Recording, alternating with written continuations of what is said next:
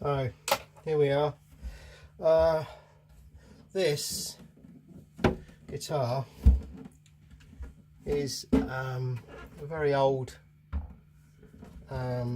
Shaftesbury. It's one of the sort of Italian, I think, made. Yeah, but it says that made in Italy in there, so that's a dead giveaway. This was, technically still is, my uncle's guitar, but it's come into my possession a lot of years ago, and I've played it loads and written loads of songs on it, and this is showing its age. It had a massive belly bulge in it, I mean ginormous belly bulge in it. I recorded with it on the album with Jackson and the Void, and then put it away, and then the next time I got it out it was unplayable. It just literally died in the case. Massive, great big belly bulge on it, which I've done a series of heat treatments, experiments really, heat treatment and clamping to try and reduce this very common belly bulge. But now we've got a fairly flat, as you can see. I mean, there is, you can see there is a bit of, there's a bit of undulation there. I mean, there's a little dip here and it goes up a little bit here, and what I really wanted to do was get inside and remove the old bridge plate from behind. And I've had a feel in there, and I don't know what material it is, but it's not a fairly, it's literally sort of, it's a little bit wider than this, tiny little bit wider than this. I wanted to make it, I wanted to put it right up against the, because you've got cross braces in here, diagonal, going this way, and then you've got, it's a strange bracing system inside. You've got braces going here and here to there. You've got one going across here, one up there, and another one going diagonally here. So you've basically got three going this way, and in here there's a little space, and I wanted to go right up to the corner of the braces, because it doesn't go all the way up there, and it doesn't go all the way back down to this. So what I wanted to do is maximise that area, put a back plate in there all the way to, you know, sort of section, just make it bigger basically.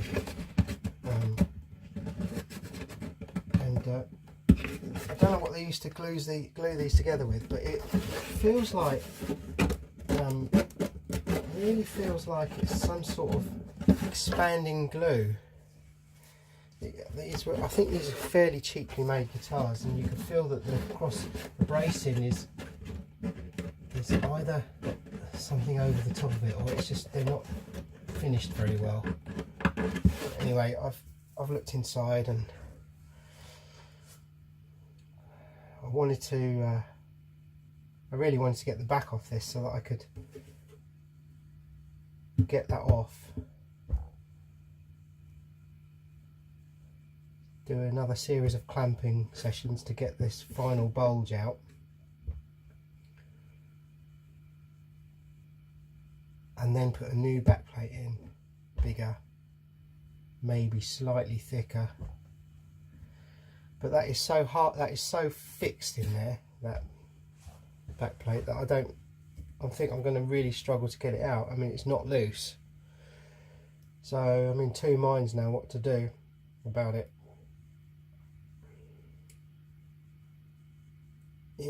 considering it's 40, probably, I don't know, 45 years old maybe. 40 years old, I don't know.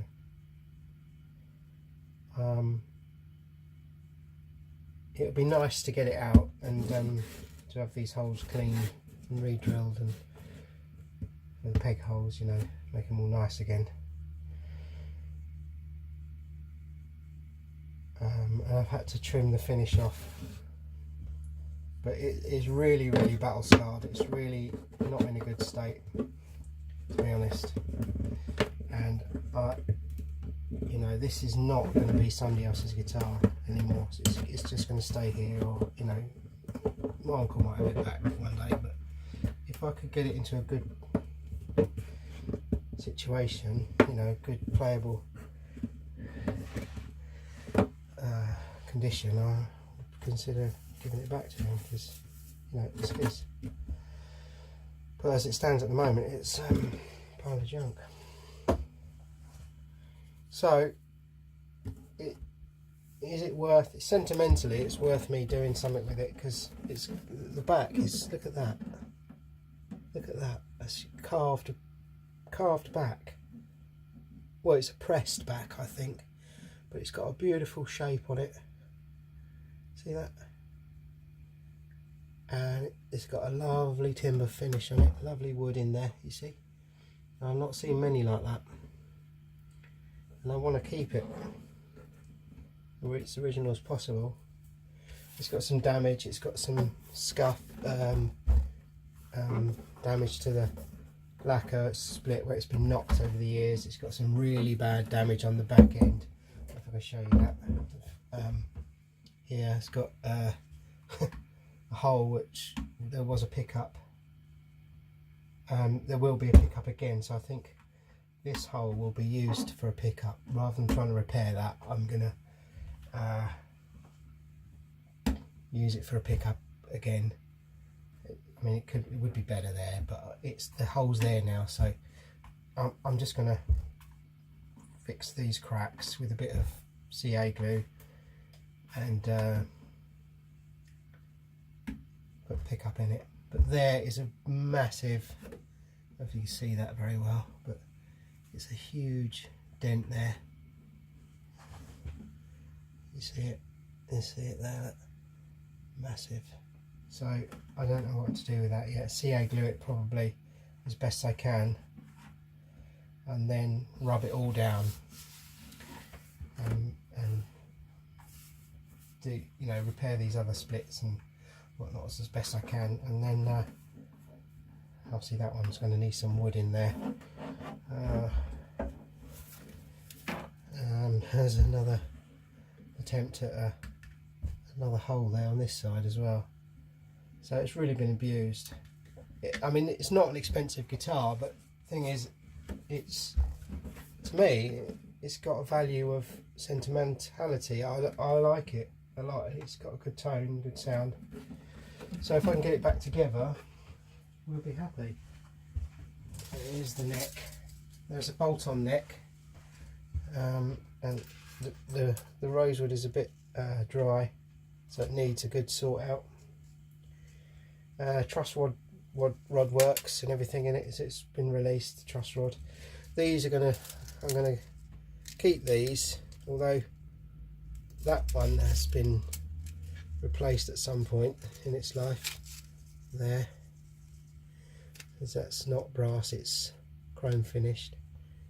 So I'll probably see if I can do something with that. Maybe try and get an original, as near as damn it original in there, and then give them a service, clean up, put them all back together, tighten up and everything. Generally sort the fretboard out and probably do a fret dress on it, which is probably okay for a fret dress, borderline, but we see. And then put it all back together.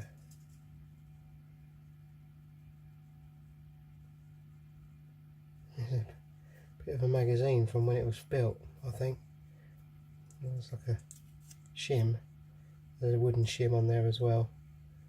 original, was there an original? This is all original shimming going in there. Now it's got a good position, this neck. I don't like this type of shimming because as you probably heard a million times, that when you shim it there, i.e. here, from there onwards to the point of where it touches again, there's no contact between the neck and the body of the guitar, so you're not getting a true transference of sound through the guitar. And I might put in a wooden shim in that.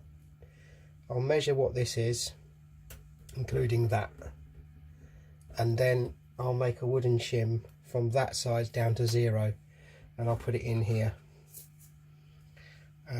It's a fairly good fit in here.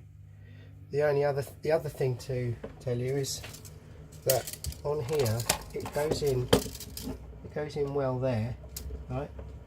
It fits all right. Okay. There is a bit of that going on, a bit of sideways, backwards and forwards, and that is because get it out. As I said, they're fairly cheaply made. That is because this is a softwood here. You see, this is a softwood, and there's from where the edge of the top actually meets the neck nicely on both sides, there's a recess underneath, so it's been carved. There's no material in there touching the side of the neck. So, and on that side as well, it's the same on that side. You probably can't see it very well, but it's the same on this side. You can see there's a ridge. Where am I? There. There's a ridge. See, there's a ridge.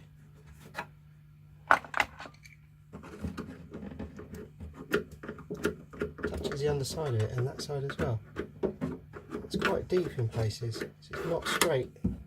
What I'd really like to do is to try and make the two sides of this neck pocket and the base of the neck pocket meet the neck. You know, I'd like to get some material in there, shim in there, and then that neck will speak clearly to the body. The body will speak clearly to the neck, so the transference of sound will be much better. So that's another job I'm going to do. I just want to make this guitar as best I can for the future. Fix all these cracks. You've got lots of little cracks in the. I think it's in the finish. So chances are we've got little holes here. I need to fix them. Tiny little bits of spruce I can pop into there. So and that bulge there to sort out still a little bit. So I mean, God, so much work in this. But this is my guitar, so it's not, it's my uncle's guitar, but it's in my possession. I call it mine because it's been living here for yonks now, and I'd like to get it nice again. This is the original bridge, and it's got an adjustable, the old adjustable bridges. Now I might remake the adjustable bridge because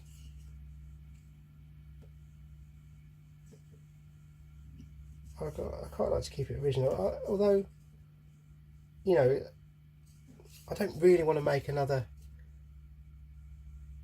bridge because this was really curved, and I've spent a bit of time scraping it, marking it where it was bulging and scraping it to get it flat. Now I've got it as flat as you can get it now, and if I put a straight edge on that, you can see that I've got it fairly good.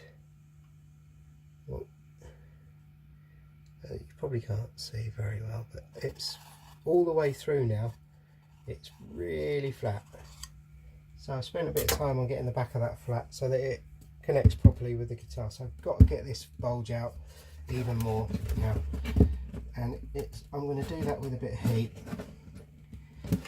and then see where we're at with that. Getting that plate out is going to be a problem, I think. I don't know if I'm going to be able to do it. I might have to make some sort of special tool to try and dig it out and heat it up on here carefully, protecting all the finish, although I think I might have to refinish it, and then try and get it off and try and put a new one in, but it might be just too much work for this sort of thing. I might just get the bulge out and then go for a refit and see where we are.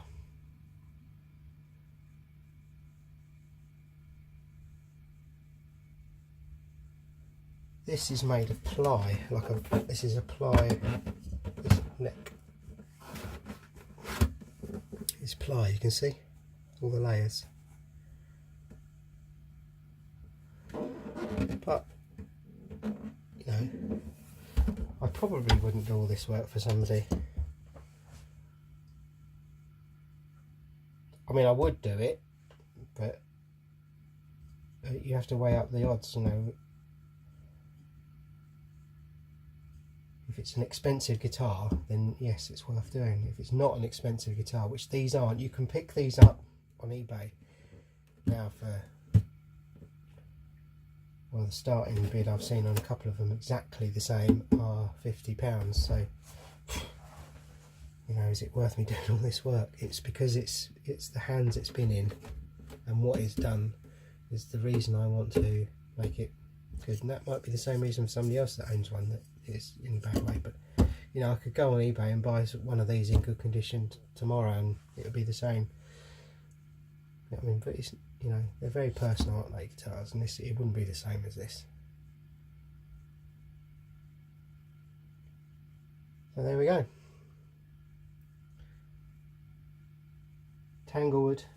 Shaftesbury Rodeo 6, made in Italy, stock number 3167. Rose Morris sponsored instruments. Now they made Echo as well. I think Echo are the same make as these. You know, I'll give it a go. See what happens. Okay? Why not? Why not?